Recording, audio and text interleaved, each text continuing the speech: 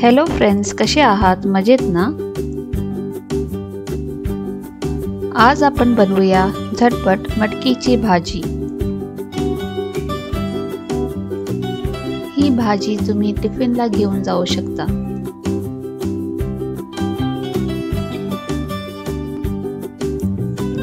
कढईत 2 चमचे तेल तापवा। त्यात थोडीशी मोहरी, थोडंसं जिरं, थोडंसं हिंग,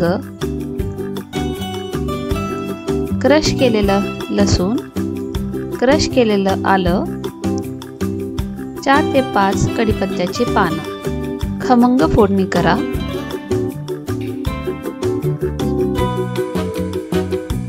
आता ॲड करा बारीक चिरलेला कांदा।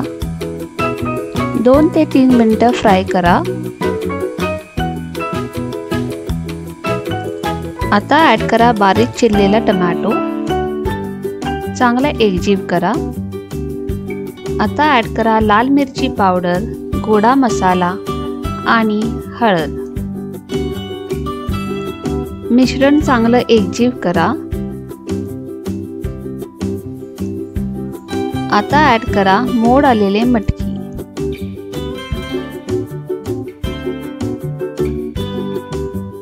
चवीपुरतं मीठ, थोडीशी साखर, चांगलं मिक्स करा। आता ॲड करा थोडंसं पाणी।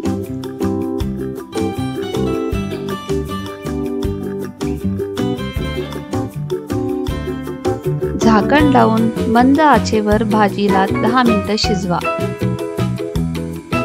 मटकी शिजली आहे का ते चेक करा। बारीक चिरलेल्या कोथिंबीरने गार्निश करा।